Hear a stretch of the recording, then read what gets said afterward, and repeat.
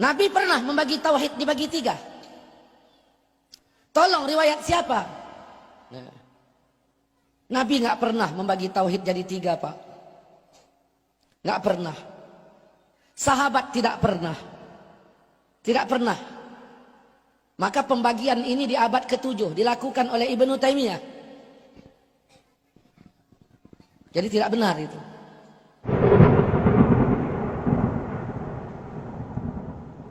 Apakah pembagian tauhid menjadi tiga itu sudah ada nggak di zaman Nabi SAW?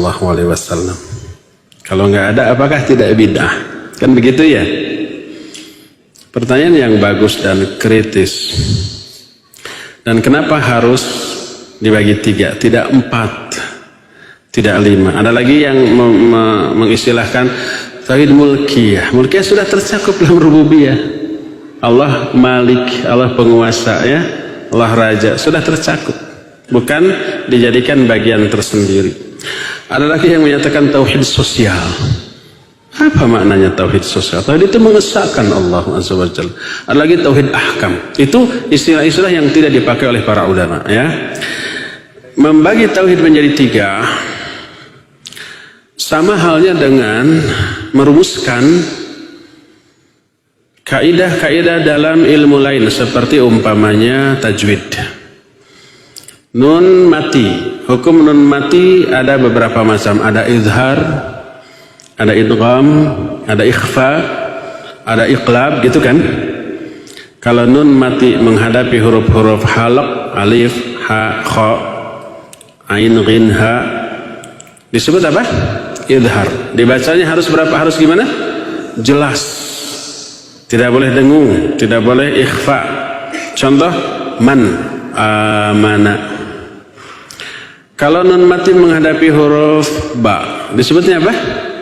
Iqlab. Si nunnya berubah menjadi apa? Mim. Contohnya apa?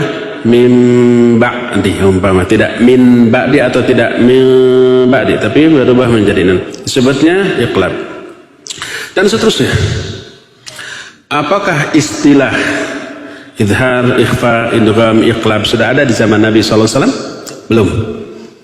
Apakah pembagian nun mati menghadapi huruf-huruf hijaiyah terbagi menjadi yang tadi sudah ada di zaman Nabi SAW? Belum. Teorinya, rumusannya, kaidahnya belum. Apakah izhar ada nggak di zaman Nabi? Ada. Mana? Itu tadi man amana, itu izhar, tapi saat itu belum disebut izhar. Ada nggak iqlab di zaman Nabi? Ada. Contohnya apa? Mim ba'di. Ada nggak mim ba'di di zaman Nabi? Ada. Tapi saat itu belum disebut iqlab dan rumusannya belum dibuat. Untuk memudahkan orang mempelajari tata cara membaca Al-Quran, para ulama kemudian merumuskan. Lahirlah ilmu tajwid. Demikian juga ilmu nahu. Ada istilah mubtada, khabar, fa'il, naibul fa'il, ya, khabar kana, akhwat kana, dan seterusnya, at-tawabi, hal, tamiz. Itu istilah dan rumusannya di zaman Nabi, zaman para sahabat, zaman khulafa'ur rasyidin belum ada. Tapi apakah mubtada ada nggak di zaman Nabi? Ada. Contohnya apa? Alhamdu. Alhamdu ini mubtada. Sudah ada nggak itu di zaman Nabi? Ada. Tapi belum diistilahkan mubtada, ya. Rumusan ilmu nahu sorof belum ada, tapi nahu sorofnya sudah ada dalam praktek. Lahirlah ilmu kaidah nahu sorof atau tajwid. Begitu juga dalam masalah tauhid. Teori pembagian tauhid menjadi tiga belum ada. Tapi apakah tauhid rububiyahnya sudah ada nggak di zaman Nabi? Ada. Contohnya apa? Alhamdulillahi Rabbil Alamin. Itu tauhid ar-rububiyah.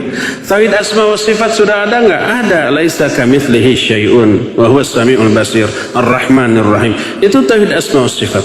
Tauhid al-uluhiyah ada nggak di zaman Nabi? Ada. La ilaha illallah. Itu tauhid al-uluhiyah. Jadi prakteknya, realitanya, kenyataannya sudah ada. Cuma teorinya belum dirumuskan. Untuk memahami tauhid lebih mudah, maka para ulama merumuskan kaidah-kaidah tadi. Lahirlah yang tadi, ya, tauhid yang tiga, ar-rububiyah, al-uluhiyah, dan asma wa sifat. Untuk memudahkan orang mempelajari bahasa Arab, lahirlah kaidah tentang nahwu dan sharaf. Untuk memudahkan orang membaca Al-Quran, lahirlah ilmu tajwid. Untuk memudahkan orang memahami ilmu tauhid, lahirlah ilmu tauhid dengan kaidah-kaidahnya yang didasarkan kepada Al-Quran dan As-Sunnah. Maka pembagian tauhid menjadi tiga merupakan rumusan yang dirumuskan oleh para ulama untuk memudahkan kita memahami tauhid secara benar, yang dilandaskan kepada Al-Quran dan Sunnah yang sahih.